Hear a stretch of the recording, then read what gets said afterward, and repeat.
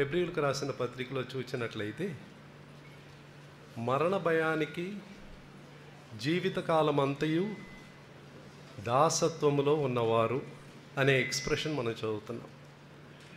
Throughout their lifetime they are in bondage to the fear of death.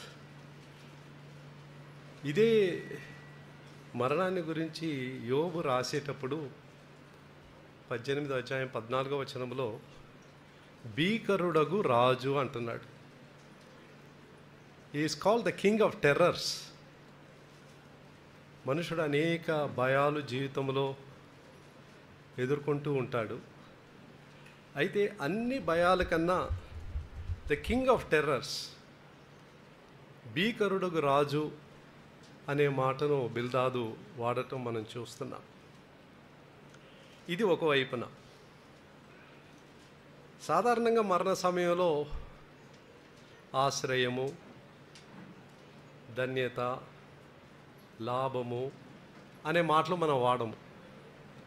మరణం అంటే గొప్ప నష్టం, అది కోల్పోవడం.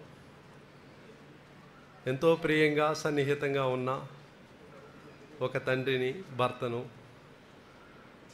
దైవ సేవకుడిని కోల్పోవడం అనేది చాలా గొప్ప నష్టం. అయితే బైబిల్లో ఫిలిప్పీలకు రాసిన పత్రిక 1వ అధ్యాయం 21వ వచనంలో చావైతే నాకు లాభము అంటున్నాడు. అది ఎలాగ లాభం అవుతుంది? ప్రకటన గ్రంథానికి వచ్చేసరికి 14-13లో ఆయనలో ప్రభువునందు మృతులైన వారు ధన్యులు అని ఉంది. ధన్యత అనే మాట వాడబడి ఉంది. మరణానికి ధన్యత, బ్లెస్సెడ్నెస్, గెయిన్. తర్వాత 116వ అధ్యాయము అంటే కీర్తన 15వ వచనంలో అక్కడ ఆశ్రయము, హోప్ అనే మాట, అది చాలా ప్రశస్తమైనది, ప్రెషియస్ అనే మాట అక్కడ వాడబడి ఉంది. తర్వాత ప్రావర్బ్స్లో, సామెతలు 14:32లో చూసినప్పుడు నీతిమంతునికి మరణకాలమందు ఆశ్రయం కలదు, hope. When you put all these 4 words together, it makes a mortal to wonder how this could be aligned to the word death. ఆశ్రయము, నిరీక్షణ, ప్రశస్తమైనది, ధన్యత, లాభము, ఈ మాటలు మనం వాడము. అయితే బైబిల్ వాడుతుంది.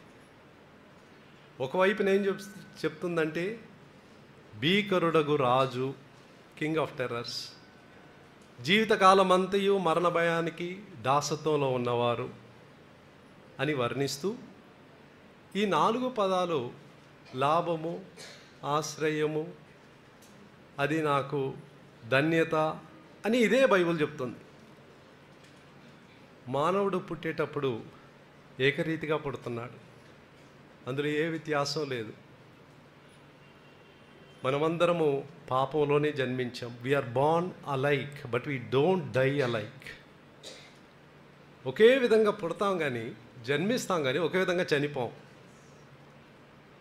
మరి ఈ మధ్యలో తేడా రావడానికి కారణం ఏంటి? ఈ లోకంలో ఉండే మనుషులను 2 విభాగాలుగా చేసేది ఏంటి? యోహాను సువార్తలో యేసుప్రభుని గురించి ఒక మాట ఉంది, there was a division because of him. ఆయనను బట్టి అక్కడ ఒక విభజన వచ్చింది. ఒక వ్యక్తి యేసు ప్రభు వైపు తన వైఖరి ఎలాగుంది, ఆ యేసు ప్రభుని ఏం చేశాడు తన జీవితంలో, తాను ఎంత పాపిగా పుట్టాడనేది గొప్ప సంగతి కాదు. పాపంలో పుట్టని వాడు లేడు. డిగ్రీస్ చాలా తేడాగా ఉండొచ్చు. కొందరు కొన్ని పాపాల్లో ఎక్కువ చేస్తూ ఉంటారు, కొన్ని పాపాలు తక్కువగా చేస్తూ ఉంటారు. అయితే మనం చనిపోయే సమయానికి ముందు దేవుడు ఒక అవకాశం మనకిస్తున్నాడు. యేసు ప్రభును పరిచయం చేస్తున్నాడు. ఇదిగో భీకరుడగు రాజు మారి పరలోకపు తండ్రిగా నీకు నేను యేసు ప్రభువును పరిచయం చేస్తున్నాను. I am presenting him not as the king of terrors but a loving heavenly father if you can reconcile with him by the blood of Christ. యేసుక్రీస్తు యొక్క రక్తము ద్వారా నీవు దేవునితో పరిచయము చేయబడినట్లయితే, ఆయనతో సమాధానపరచబడినట్లయితే నీకు ఇదే మరణము ఒక ధన్యతగా మారిపోతుంది. అలాంటి మరణాన్ని ఈ దైవదాసంలో మనం చూస్తున్నాం. మనం నేర్చుకోవాల్సిన పాఠం అది.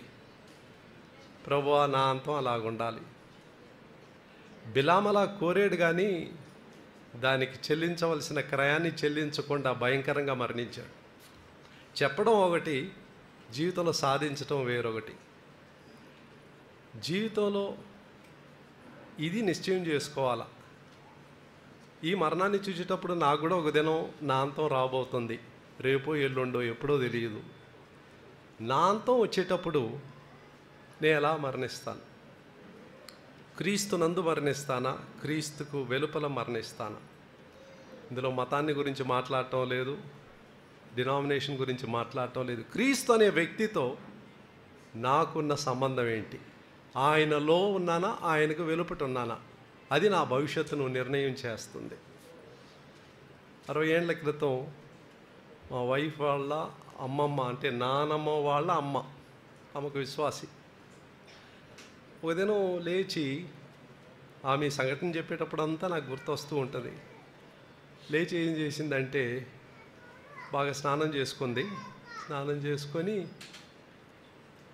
అందరిని పిలిపించి అందరి కొరకు ప్రార్థన చేసింది. నా భార్యకు 10 వయసు కూడా కాలేదు, ఆమె చెన్నైలో ఉంది.